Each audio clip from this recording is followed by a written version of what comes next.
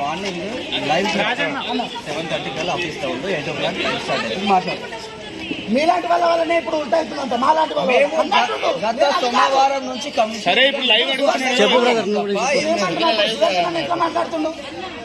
ఏమంటున్నాడే మాలాంటి వాళ్ళ ఏమైందన్నా మీలాంటి వాళ్ళు ఉన్నారు కాబట్టి కాంగ్రెస్ వచ్చింది. క్రీడల్లో అన్న మాట ఏదో ఆశ మీద కాంగ్రెస్ ఓట్లు వేసిన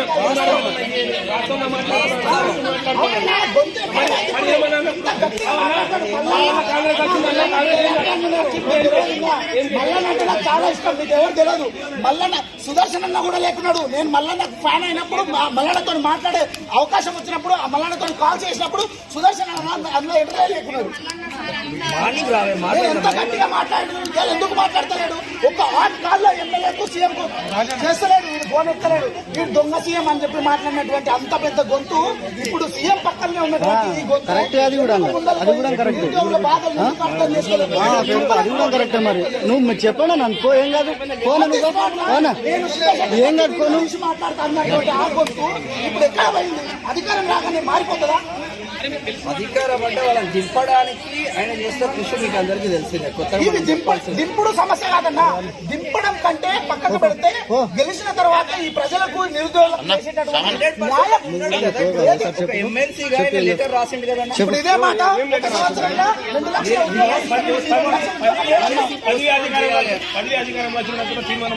ఫోన్ ఇప్పుడు ఇప్పుడు ఏం కాదు లెటర్ ప్యాడ్ రాసింది.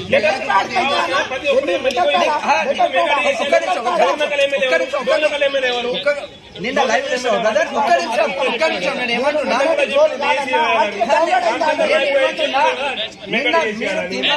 లైవ్ చూడండి ఏం మాట్లాడిందో మీకు తెలుస్తుంది. లైవ్ లో చెప్పు గట్టిగా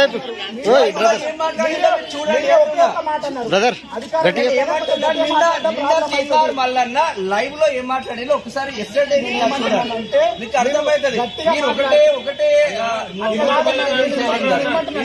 ఇప్పుడు మేము మల్లన్న ఏమనట్లేదన్నా. ఏమని ఇచ్చిండు మేము కూడా తీసుకొని పోయి ఇచ్చి వచ్చినాం.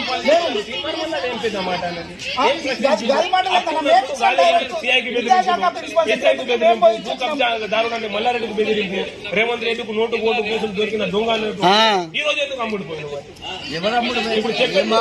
బ్రదర్?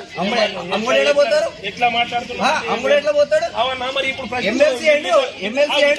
ఎవరి వల్ల ఆయన ఎమ్మెల్సీ విద్యార్థులకు మీకు వారధిగా ఉంటున్నటువంటి అన్న ఇవాళ ఎందుకన్నా అప్లై చేసి ఛానల్ దేనికోసం వచ్చిందా? మీకోసం వచ్చిందా? ప్రభుత్వానికి అండగా ఉండడానికి వచ్చిందా? మల్లన్న లేడనే బాధన్నా మాకు. మేము మల్లన్నను చూసి నిన్న లైవ్ చూడు బ్రదర్. మీరు చూడకుండా మాట్లాడితే ఏం చేస్తాం? నిన్న లైవ్ చూడు. నిన్న లైవ్ చూడు. దిశ పేపర్ వచ్చినప్పుడు మల్లన్న ఏం మాట్లాడిండో, ప్రభుత్వంలో ఉండి ఏం మాట్లాడిండో చూడు. అప్పుడు అర్థమవుతుంది మీకు. ప్రభుత్వ వీపే కదా రామచంద్ర నాయక్ కూడా. ఒకసారి మాట్లాడను.